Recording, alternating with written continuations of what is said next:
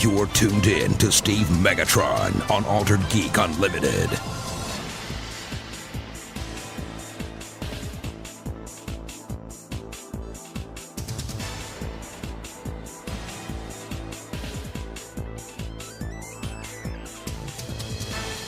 Hello and welcome to Altered Geek Unlimited episode 130, and I'm flying solo this week because there were some things I wanted to kind of bring up this episode that I didn't necessarily have all of the key players in place to record it this week, so I opted to push it back a week. And it was some kind of like altered opinions, kind of conversations, and some things on some generalized subjects that it wouldn't really play well by itself, so I kind of wanted to do that. And then there were some other things I kind of wanted to bring up, like I have my Geek Desk project that I've been working on. I've got some other things. I've got some graphic stuff. I've got some gaming stuff. I've got some kind of geek news, and some other fun projects that have kind of come to light in the last few weeks. Over a various array of topics. So without further ado, I'm going to jump into a segment right here. We'll be back after this. You're listening to the Altered Geek News Network. Welcome back to the Altered Geek News Network. And in this segment of the show, I'm going to bring up all of the geeky topics that I've seen over the past week. Starting out with... Sorry, I put my hand over my face. There was the teaser for the Supergirl, The Flash, World's Finest teaser kind of played out. And it shows the Flash running around the S logo, and then you get to see him running through an alleyway, and Supergirl lands at the end of it. And that's pretty much all of the teaser that we get there. But there was, however, days later, a post put out where, and this will all be in the show notes, the cast is on set and having to kind of fight Livewire and Silver Banshee while Cat Grant is sitting between them. So it's kind of an interesting take there. The images, and I'm super stoked for the episode, and I'm kind of wondering how it's going to play into The Flash, if it does at all. I'm excited for the crossover with Supergirl in any case.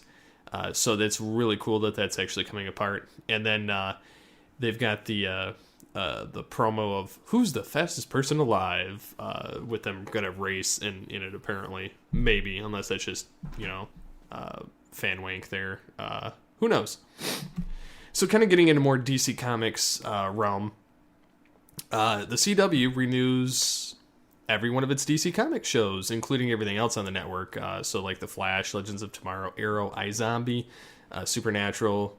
I know there's other shows on the network. I just don't watch any of them other than those. So yeah, I'm pretty stoked that they've kind of unanimously renewed all of those. In addition to that, and I don't have this article pulled up in the show notes, but I am mentioning it anyhow. Gotham and Supergirl were both renewed for a new season. So it's a great time to be a superhero fan right now because everything superheroes is getting renewed. Daredevil is debuting season 2. As a matter of fact, my wife and I both started actually kind of sitting down to try and watch Daredevil. Like I said, I made it a couple episodes in before and kind of fizzled out for me. I'm not going to lie, I still prefer DC Comics as far as television is concerned. But I'm giving it another shot, starting over and everything, so I'm thinking I'm on episode 3 again now. So it's better than I remember, but I think that's because the intense fan wanking on the show has kind of worn off. Not to say that people aren't loving the show for the right reasons or anything, because I know that people do.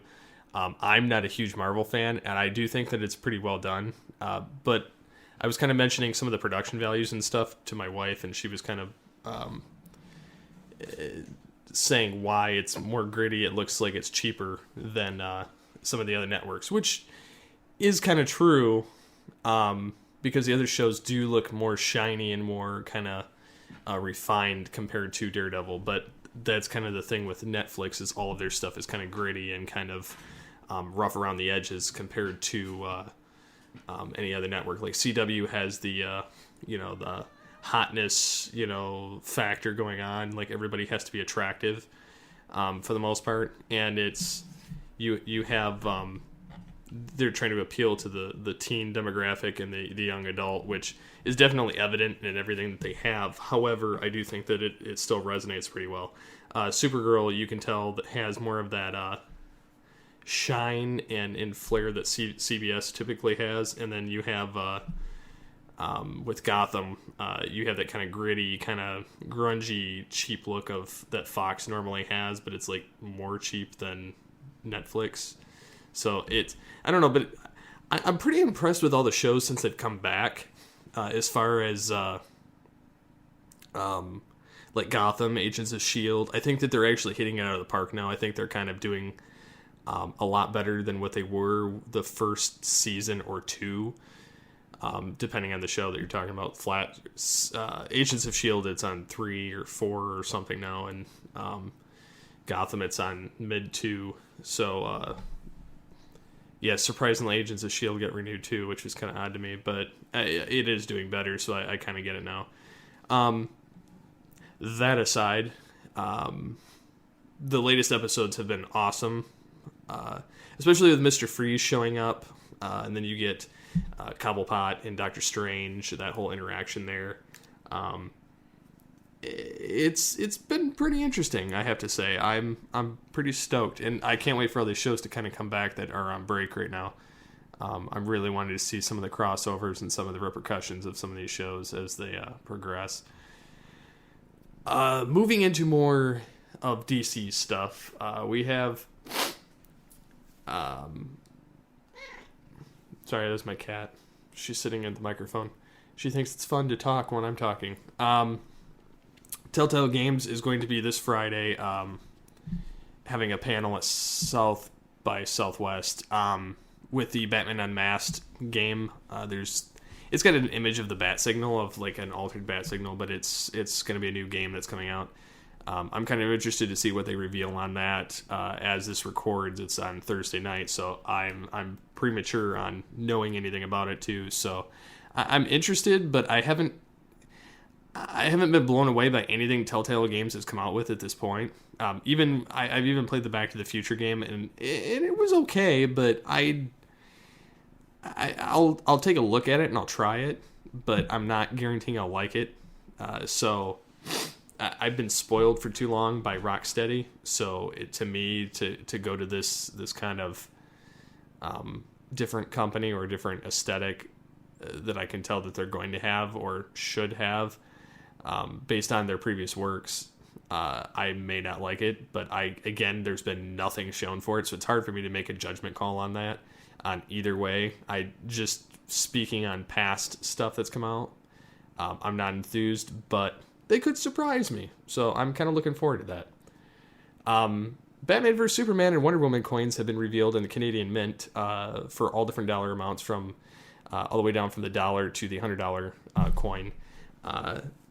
Pretty sharp. I am kind of wanting to get one, but I want that $100 one, but there's no way in hell I'd spend that. So, moving on from that, new Batman the Killing Joke image was dropped, and it was none other than Mark Hamill that dropped the image, and he says in one tweet, killing, and then another tweet, and then in another tweet he says joke, and he says, everything can happen from just one bad day.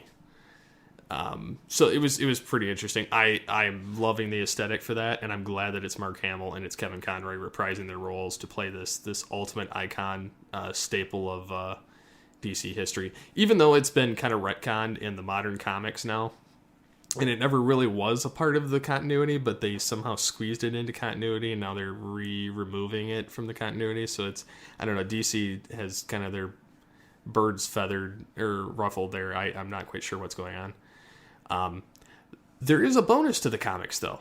Issue 50, the preview that's online right now for Batman, now that Snyder's not on the run and Capullo's not on there, even though he did one of the covers, they have Commissioner Gordon beaten and bludgeoned by some villain, and he's about to get ended by some guys.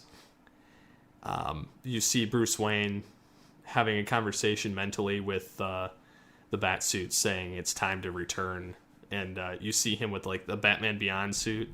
You see him with like his original Year Zero suit, his Year One suit. You see him with his Batman Inc. suit, and then you see like the 70s type of suit, and then you see the one he had, the New 52, before he stopped wearing the cape and cowl. And we don't exactly know which one he's wearing, because the close-up when he shows up in this preview and he lands on this guy and smashes his face into the bat signal as the guy says, you're not Batman, to Gordon, and he's dismasked and he's laying on the ground beaten and bludgeoned.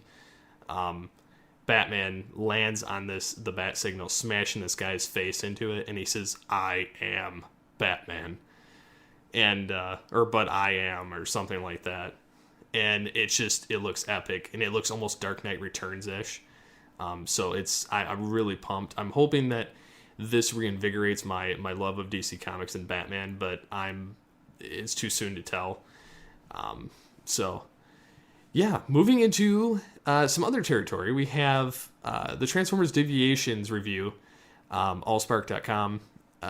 It was supposed to be, what if Optimus Prime never died?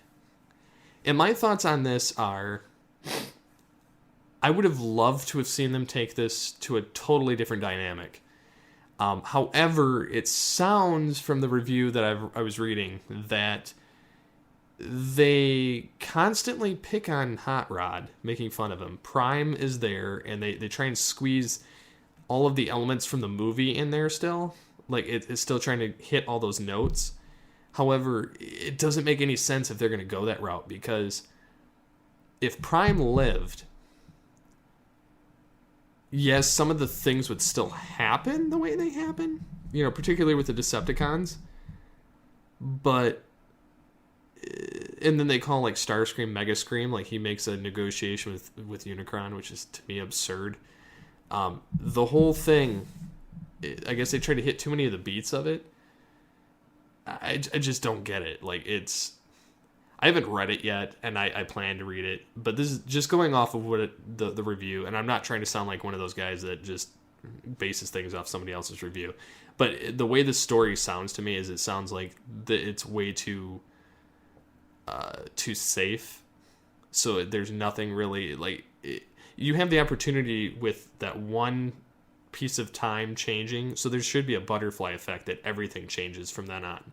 There shouldn't be any of the same repercussions or same events. So I was kind of hoping to hear that something along those lines would kind of turn out that way, but who knows. We got news from Disney that a new Indiana Jones has got a 2019 release with Steven Spielberg as the director and Harrison Ford as Indy. I'm kind of pumped for that, to be honest. Not that I'm in myself and Booth Ninja were talking about this on Twitter. He was saying more or less that the Indiana Jones franchise didn't really do nothing for him, which I'm kind of in agreement, because I don't see the appeal in it necessarily. It's not a bad series, and I do enjoy what I've watched of it, but I don't feel like I have to be attached. There's nothing there for me. Like, I have no emotional attachment.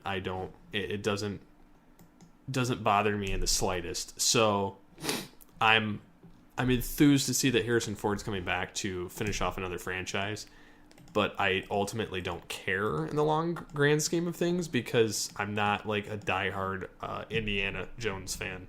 So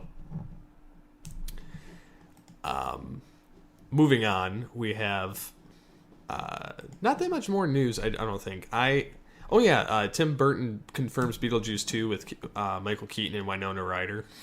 So that I'm really geeked about, because you get to see Keaton come back and play a role that he created. I'm super pumped for that. But it's been kind of rumored like that for the last couple of years. I'm just glad that if anybody's going to play Beetlejuice, it's still him.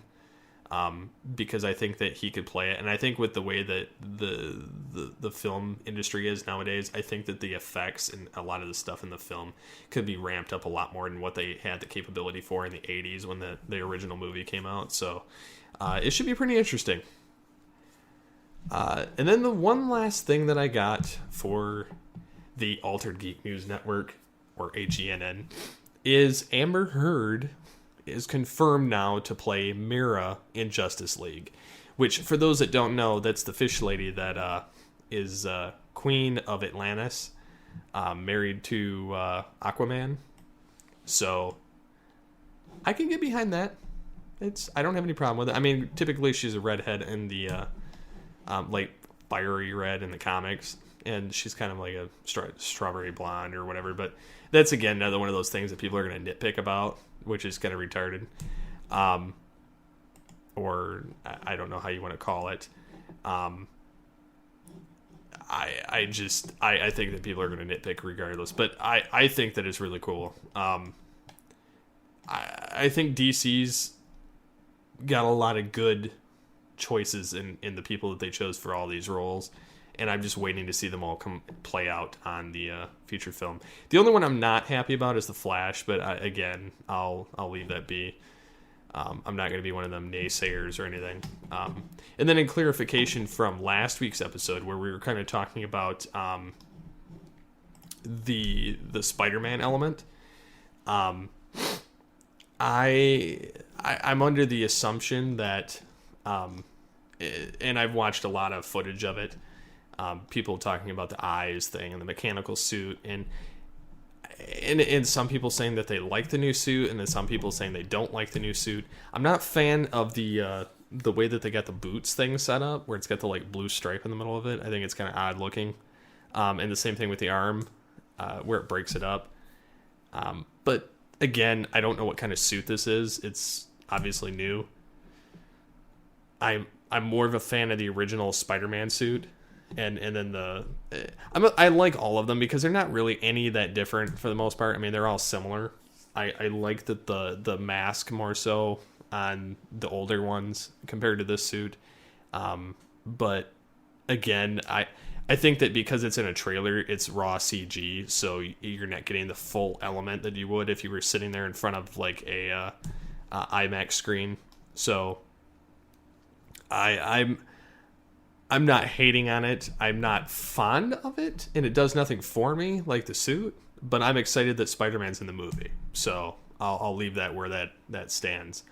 But we again, and then Dan kind of revealed in the comments, because we were talking about this, and I'm kind of rolling the comments into the news network here. The reveal of Spider-Man is not in the same ballpark as the spoilers to DC trailers with Doomsday. For one, we knew Spider-Man was going to be in the movie already, with Doomsday being a completely CGI character. It wasn't known at that time, at least to the same extent, and the reveal of Doomsday is not just a character reveal, but provides you insight into the plot of how the movie is actually basically going to end. Even though the film is built upon the premise of Batman v Superman, but showing the Trinity teaming up, I definitely agree with them that I think that's going to hurt it a little bit, but I don't know to what extent Doomsday is going to play a role, because I think Luthor is going to play a bit. I think he's going to get his robo-suit. That's kind of my honest opinion there. And I think that, because I saw some kind of another thing where they were saying LexCorp's learning or operating system is basically going to be like Brainiac in this universe. I would be interested to see that too, but I'm not going to jump on that rumor wheel at all. But yeah, he kind of says, continuing on with what Dan says, showing Spider-Man doesn't nearly have the same effect. Would it be great if they waited till the film? Sure, but if they did it, I bet you'd have the same people complaining, why aren't they showing Spider-Man like they did when the last trailer came out? So yeah, it can go either way. People are just, we're geeks. We all complain. It's kind of the way of things. Brad Lincoln says, I get why Mike is saying with the comparison of why stories that work for animated movies should work in live action at times. I myself wonder why they don't just repeat the same success and stick to the source material more. Then he says, when you think about it more, you get away with a lot more in animated films and have to explain a whole lot less, looking at Flashpoint or the, Cyborg and Zoom and the backstory, and you don't really need all that. However, Deadpool kind of breaks the mold and says, you don't have to explain everything. Here it is. So, it'll be interesting. And then Eric Hutchinson says, things I haven't seen mentioned yet in the Civil War trailer. Instead of Project 42 in the negative zone, we get a play on the Raft prison base. He says, honestly, I think that's even cooler because that's where the Thunderbolts were recruited. I'm surprised nobody's mentioned this. Number 2, damage and deaths tolls on the screen during the meeting. New York equals 18.8 billion in damages, 77 deaths. Washington, 2.8 billion, 23 deaths. Sokovia, 474 billion, 177 deaths. And he says, number 6, goddamn abomination. Well, I think, look, when Stark sucker punches Cap, behind them is a massive cryo chamber of sorts with a large being that appears to be sitting in a chair. Lots of monitoring equipment around. If that's not abomination, then I'll eat my hat. Random note, Cap's shield is always weirdly jarring CGI in the trailers, but I've never noticed it during the movie. Hopefully it's the same for Spidey. I'm kind of thinking the same thing as you with the shield and the thing with the trailers compared to the movie. I think that because the trailers get rushed out in such a fashion that they're trying to get all the footage that they can squeeze in there into the trailer, that it's not refined completely. And I know from doing feature film or short film editing, there's a lot of stuff that, even though we didn't do trailers, there's a lot of stuff that when you're doing a first couple edits look totally different than when you get done.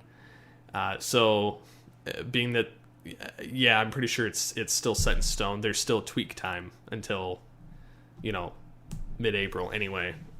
So there is that. So that is it for the Altered Geek News Network. We'll be back right after this.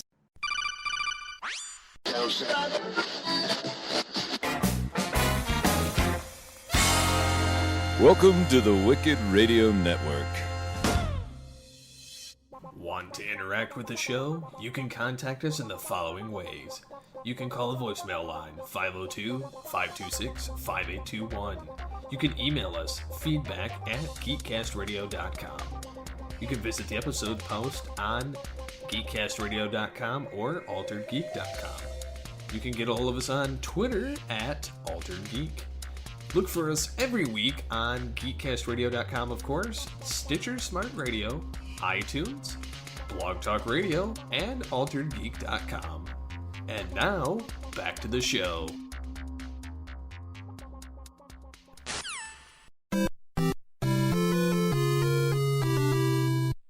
Welcome back, and this is Altered Gaming. So, this is going to be some fun with gaming, some video games, as well as board games. This first part, I finally got an update on the Buy the Rights, the movie pitching party game. They sent out an update, and I actually was curious about it, so I was trying to get a hold of them ahead of time to kind of ask, because it's been over a month since there was an update, and I was kind of getting a little bit worried with it. They tweaked their logo. They made a switch in manufacturing along the way. And they added some of their own money with some Kickstarter funds so they could afford to have a little more design work done. It says they're pretty happy with the game feel.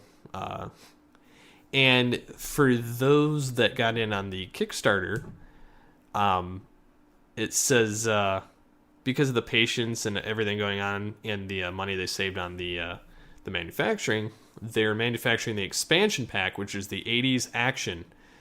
And there's 30 cards for that, and I think there's like 400 for the regular game, but it adds more possibility. Plus, you get the awesomeness of action from the 80s, which is cool. So you can put together your own Die-Hard element to modern films with using 80s icons, basically.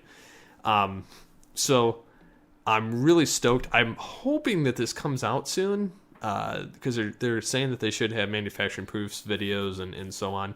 I'm really hoping to hear more back on this. I'm really pumped because, honestly, I would like to use it on the show. I'm not sure what capacity, but I think that I could alter it enough that it could be used on the show as like a fun element to kind of play. with Dodd and Blanchard at times. So there's that. There's also, sorry for getting sidetracked. I was jumping between windows. Microsoft is planning to let Xbox and PC gamers play online with other platforms harmoniously. Now, mind you, it's the Xbox One. It's not like the actual 360 or anything. But they're saying it starts with like Rocket League multiplayer between Xbox One and PC, which honestly, I think opening up the doors like this is going to make a lot more people want to play online. Yeah, you don't have to pay online when you're on a PC, but when you're on the Xbox, you do. I honestly would like to see them kind of do away with that, maybe. I don't see, like, I used Xbox Live, don't get me wrong. I used it for a month, and I really, really enjoyed it because I get to play Battlefield with other people online. And that was for the times I'm too lazy to get on my computer and play. And I love playing. I've gotten so addicted to playing Battlefield 4 that it's disgusting. But I find that it's very... There are nights where I could play it forever, and then there's nights where I'm like, I just need to quit because I'm not doing good at all. But I've never been good at that first-person shooter. I'm getting better, but there's some people that just do some wild stuff. And I've been watching, what is his name? It's something 64, but he's got, his name is like YOLO for his squad, and it's pretty ridiculous the way that this he does some like live type of gaming stuff where he pretends that he's actually playing the game, but then there's times where he does like the best of the week kind of thing, which I find funny. If I could only remember what the hell the name was. Stone Mountain 64. There we go. I had to pull up YouTube to find it. But I like watching that because I get to see some of the crazy stuff people do when they're playing the game. So, that aside, back to the original topic. Sorry for the tangent. I think that it's a really big, nice window that they're giving, because I would be more apt to, like, if I'm sitting on my couch and I'm playing, say, Battlefield, for the prime example. I have other games that play networking online. I think it would give me more incentive to buy Xbox Live if I knew I could play Battlefield with my squad mates and my buddies that are on the PC version, and enjoy the game with them, as opposed to playing with randoms on Xbox Live. Because I find that, and this is the weird thing, I can play pretty well on the PC when I'm on the PC. I've tried playing on my laptop, but depending on the night, the laptop either performs perfectly or it doesn't perform, and I end up with a bunch of lag and I just have to quit. But when I play on the Xbox, I use my Xbox controller. Now, I could use it on the PC, but I'm not as fast on the PC version. My timing is not the same. But on the Xbox version, my timing is pretty well, and I've got the buttons down pretty good. So I can play the same level of capacity I can on the PC, just on the Xbox. So, I mean, I could see where it would be prudent for them to keep the Xbox Live subscription if you had the option to play with people you could play with on the PC version. I would definitely be down for that. So I'm hoping that actually takes place. Next article I have is Blizzard just updated Diablo 2. Yes, Diablo 2. They have a new update, and it's been years. Like, I haven't played that game since before Diablo 3 came out, and I played it in prep of Diablo 3. They finally came out with an official new update for the PC Classic Diablo 2, which came out in 2000. 16-year-old game. The expansion came out in like 2001, and I've played the game years ago. But what they added is it adds a new installer for Mac users, as well as fixing a few compatibility problems. it doesn't add anything to the game, but just makes the game run smoother on newer systems, basically like Windows 10 and OS X. It wasn't running very well or installing very well, so it allows people to still play the game, which is kind of nice. It's not really that much different than Diablo 3, other than the fact Diablo 3 you play online more so than you play offline, and the graphics are a hell of a lot better, and the mechanics are better in Diablo 3 compared to Diablo 2. But it's kind of a nice nod. It's showing that they support their old users or, legacy users, so that's kind of cool. On the next subject I have, J.J. Abrams is working on both a Portal and Half-Life movie. Which, it says, he says, not yet, but they're in development. We've got writers and we're working on both those stories, but nothing that would be an exciting update. But the fact that they're going to be coming is an interesting thing. The Half-Life has been around since the early 2000s, so that's kind of interesting. I don't know the story. I've just played the online part. When I was in high school and at Skill Center, we used to play LAN parties for the kids that had all A's. We used to have LAN parties once a semester, or marking period. What was it? I think it was marking period. I always kept an A in there, so I always got to go on a Saturday and I get to play, and they'd have free pizza and you get to play for like 6 hours. It was spectacular. I've never killed my hand and loved the game so much. That was probably the last time I played on besides Unreal Tournament 2004 or Unreal Tournament 3. I think it was the last time I played like a Battlefield-esque or first-person shooter type game, multiplayer, like LAN type thing, or with a group of people I knew. And I had a lot of fun with it. I knew the levels. They were really fun. Portal, I'm not familiar with Half-Life or Portal's stories, but I know that they're good. I know that people like them. But I think that if they could turn these into movies and not make them as horrible as Doom, I would be all there. I would support it. And I think if anybody's going to do it, I think Abrams is probably the guy. Like, he's good at launching or relaunching properties, so I think that that's kind of the way to go. So it's kind of a safe bet, so that's kind of cool. So that's it for this clip, and I'll see you in the next one. Houston, we have a problem. And this part of the show is the Altered Geek Reviews. Last week, I actually received a DVD or DVD Blu-ray Digital HD from DC Comics, Warner Brothers Home Entertainment. And it is the Lego DC Comics Superheroes Justice League Cosmic Clash original movie. And in this movie, you have all the superheroes. You have Cyborg, you have Batman, you have Superman, you have Flash, Green Lantern, Wonder Woman, Supergirl, fighting the nemesis of Brainiac. And there's a couple other heroes on here as well, from an alternate universe, or alternate future. I can't remember the name of them off the top of my head, but basically it says the description on the back is: Earth is a shiny jewel floating in the blackness of space, and for the robot known as Brainiac, the last piece to capture for his collection of planets. Not if the Justice League has anything to say anything about it. But when the methodical Brainiac zaps Superman, Wonder Woman, and Green Lantern to different places in time, the race is on for Batman and the Flash to reassemble the Justice League, while Cyborg and Supergirl battle Brainiac's drones back on Earth. It's an all-new original movie from Lego and DC Comics, so buckle up for anything less than prehistoric peril to his high-seas showdown, as it's never wise to miscalculate the Justice League.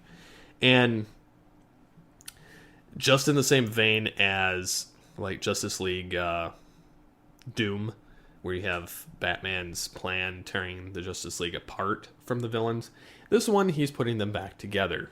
And without spoiling anything, like you get Wonder Woman in prehistoric times, you get Green Lantern in like the sea, and then for a ship high sea adventure, and then you get Superman in the future. So it's interesting. I watched it with my son after we got it last weekend, and he freaking loved it.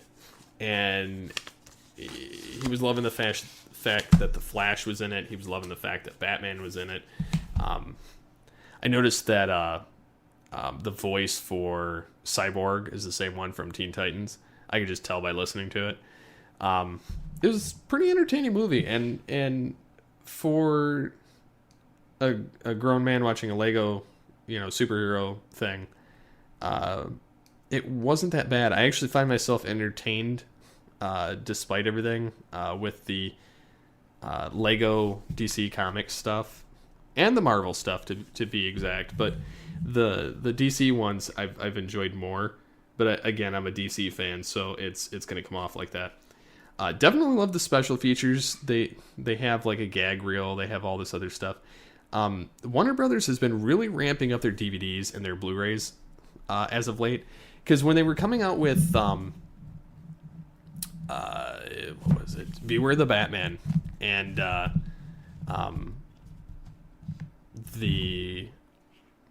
man, I can't remember the name of the show. It's not The Batman. It's Batman the Brave and the Bold. The DVDs had no special features, nothing to them. Now, granted, I've never been a big one for special features or anything to that extent, but to have them over not having them, I've enjoyed. But I always like gag reels. I always like deleted scenes. I always like stuff like that, or animatics. Something that kind of pulls back the veil and kind of shows things behind the scenes. I'm not a huge one for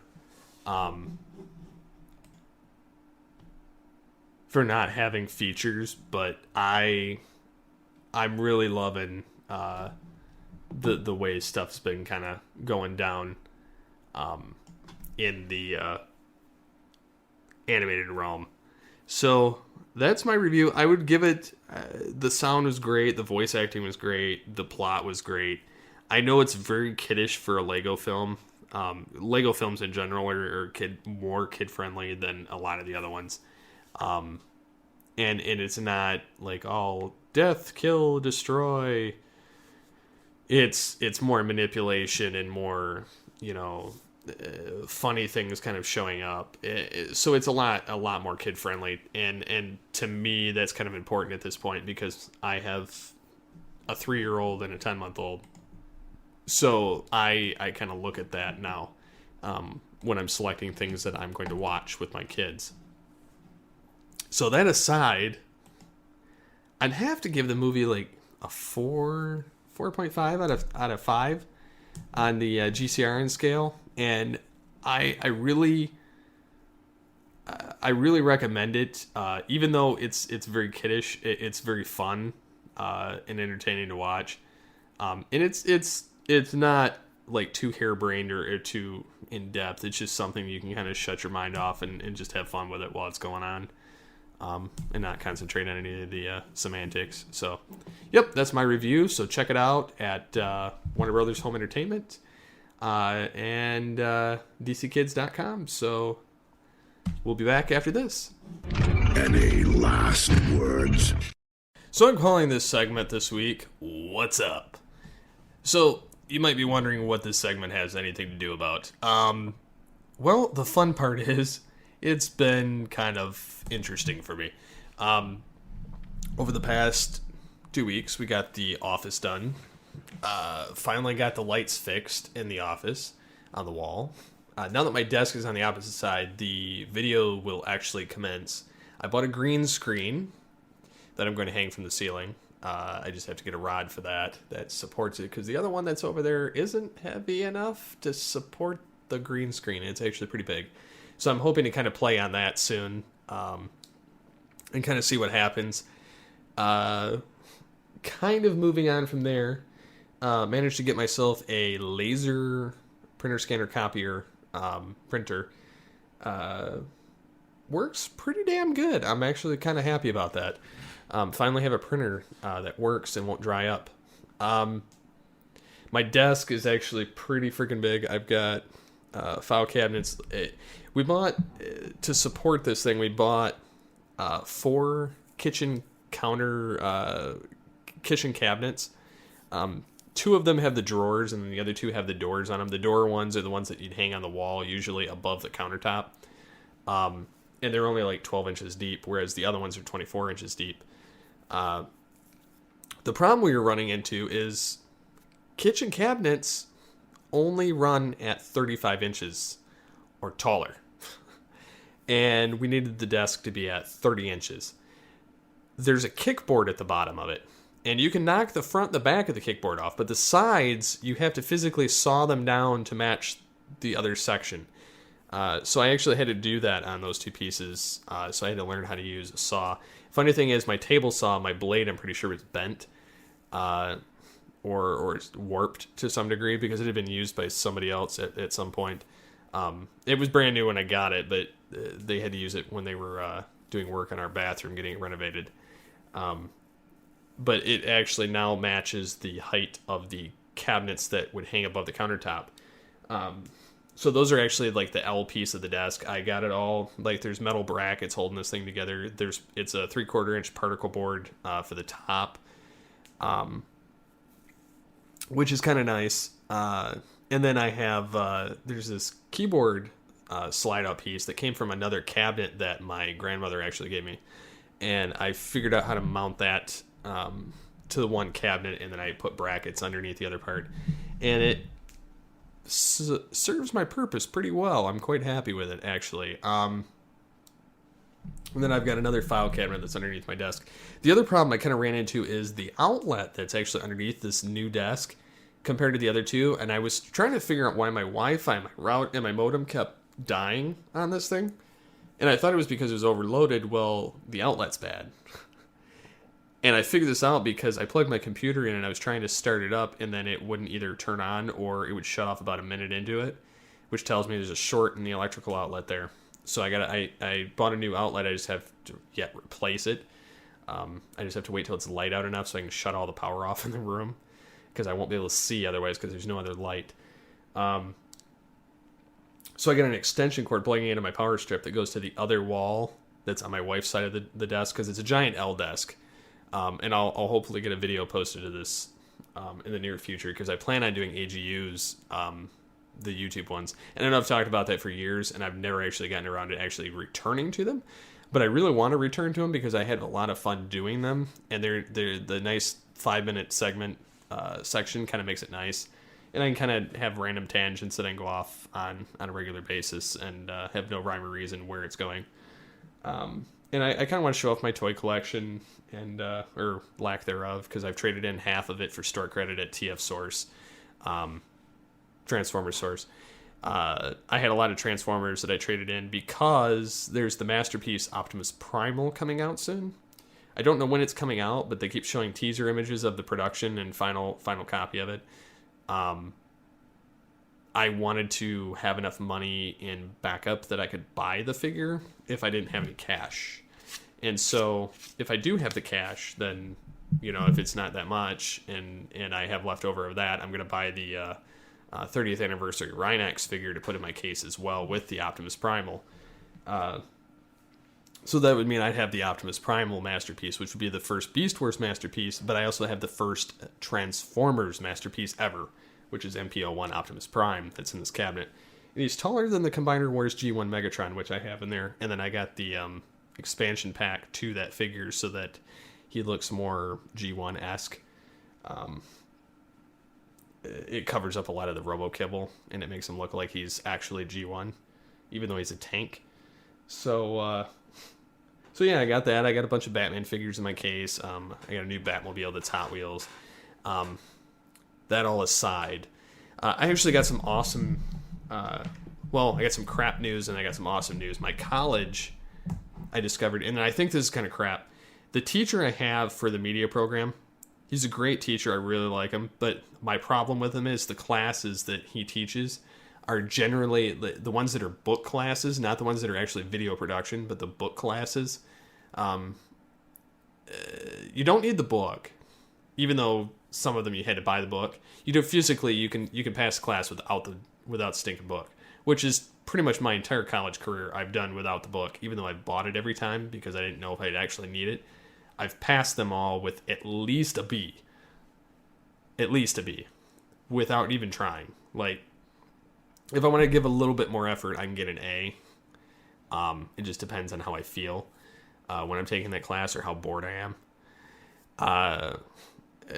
I go through these phases where I have this intense ADD and I just don't feel like doing anything that's related to the course, or I find it beneath me. Or just like when I do this stuff on the site, I get bored, and so I have to like find something else to get my creative outlet out. So I'm taking screenwriting right now, and he broke it down the other day and said, so what would you like to see changed if there was a future class of this, even though we won't be taking this class again, for the future generation class, and making it an 8-week course and online. So I'm taking a 15-week class that meets twice a week in the classroom. I'm a full-time working job person. Like, I work 9 to 5. Well, actually, I work 8 to 6 every day, like Monday through Friday. And I have to physically cut hours out of the middle of my work week, like during the day, to leave, go to class, and come back. And it's such a royal pain, because now I've gotten to this point where I have 3 classes left. I started college in winter, January of 2013. I'm not going to get done until winter of 2018. Why, you ask? Because they don't have any classes that you need between spring and summer session. They only have them in fall and winter, and because I work full-time, it's not conducive for me to actually take all the classes I need. I have to break them up and take them one at a time, or else I might as well not work, and I need this job to work to make money. So I find it infuriating that the book classes that I could have taken couldn't have been online years ago, or a year ago at least, because I would have had them over this past year. I could have taken them at the same time in the winter and in the fall sessions that I would have needed these ones that are video production classes. And I could have killed 2 birds with one stone instead of taking one class at a time like I've had to do. I have a TV production class that I have to do. I have a TV commercial production class I have to do. And I have to do a documentary class. I'm taking screenwriting right now. Don't get me wrong, I love the screenwriting. I'm learning quite a bit in there. I like to write. I'm pretty good at it. I've been writing my novel or screenplay, whatever, of Altered Generations at the same time while I've been in there. Intentionally, I've been using every little assignment that's not been given a direct purpose. Like, they give you a theme. I've managed to twist it around the story that I'm trying to write anyway. And we have to write a short film shortly that it's a 15-minute short film. I can't use it for that, but we're writing a TV pilot that I'm going to use my screenplay for. So, and my story for. That all being said, I wish that the class, because like I came to discover after I searched for an hour on their website to get the schedule for next semester, and I know it sounds like I'm nitpicking, I'm trying to complain. I'm really not. It irritates me that it's going to take me 5 years to do a 2-year degree, because I'm being penalized because I work full time. Because I have nothing available in the evening when I get out of work, or even at like 5 o'clock, where I could just leave an hour early and not take a lunch, which I would be perfectly okay with. It's infuriating if you work full time because you get penalized overall because you want to further your education, you want to get a degree, you want to try and make yourself, more presentable to the business world, but you're being held back because you're having some level of success on the side by making money. It bothers me, and it's not right, but there's nothing I can do about it. So I'm coming to the point now where I'm going to have to look for, other opportunities. And if one comes along, I'm going to have to stop going, which is not what I want to do. I want to finish the degree, but it's kind of messed up that I can't take more than one of these classes at the same time, because if I do, they're like 3-hour classes twice a week, and I can't afford to take 2 of them during the same week. Because as it stands, when I take those classes, I have to skip my lunches throughout the week to make up the overtime I'm losing. So it's very difficult. So yeah, now that I've gotten off that soapbox, I'm sorry about that. It's just, it really irritates me, and I'm so frustrated because there's nothing for spring and winter, or spring and summer this year, so I have to wait until fall to take the next class.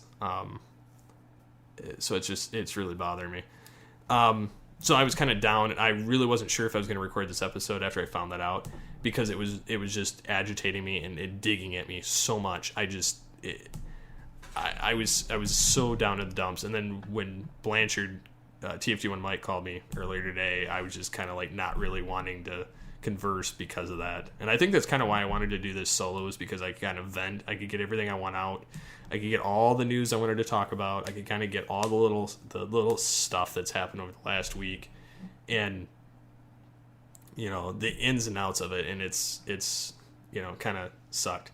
And then I got good news after that.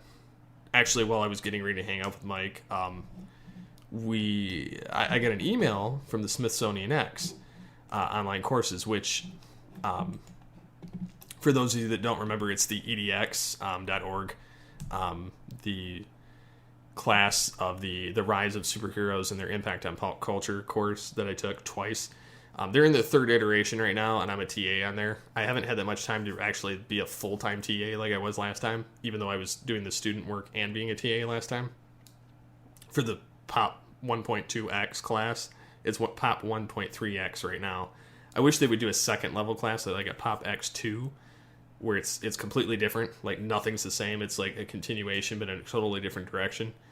But I get why they're doing what they're doing. It's kind of the way of they change the coursework every term, so nothing's just totally the same as far as the coursework, but the material that you learn is the same. So that's the only downfall I find of it, if you're taking it more than once. However, if you're taking it more than once, the benefit of that is, if you're creating the character, like I created a set of characters in the first course, and it takes place like in the future, like in a dystopian future. And I kind of wrote the intro to it in my screenwriting class inadvertently, through another scene that I had to write, and it clicked of how I could progress the story from that. But it takes place at that 50-year point in the future, and then it kind of, by the end of that segment of the story, because it's more or less a chapter of the book, not... And I'm kind of giving a little bit of a spoiler away of what I'm writing, but it's not really going to be that big of a spoiler, because the point of it is time travel. So there's going to be a point that one of the characters goes back in time by 50 years. And I used the second course to write from that timeline, like 50 years before the one I wrote in the first class. So we got to create a whole new set of characters and a whole new set of circumstances that, as things get altered, it changes the future. So if the character comes back from the future and he knows the future, he can help alter the future. So that would create an altered generation. The kind of play on words. That's kind of what my thought process was on that.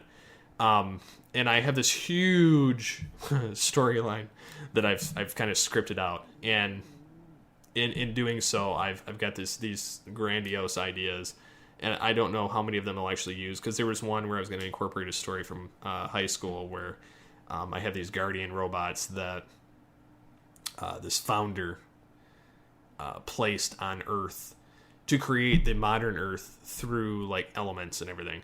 And I was going to use that as like the intro to the actual full-blown story. And then the more I think about it, the more I'm like, it's too convoluted to jump into that and then never revisit some of that stuff. And then it was too hard to try and figure that out and fit it in there. So I've just scrapped that whole idea. I may turn it into something later in a later iteration if I do continue this as a book series. It just depends. But long story short, the Smithsonian X emailed me earlier today. And they said that they're putting together a superhero book selection. And they said, thank you for participating in the rise of superheroes and impact on pop culture.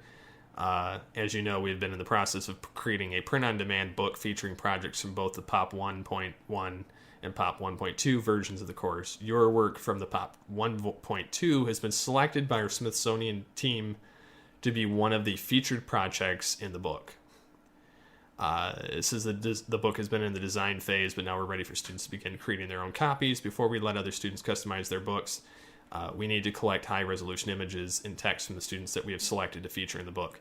In other words, they're letting you create, add your own, they're giving everybody templates still anyway, to create their own character one or whatever to put into the book.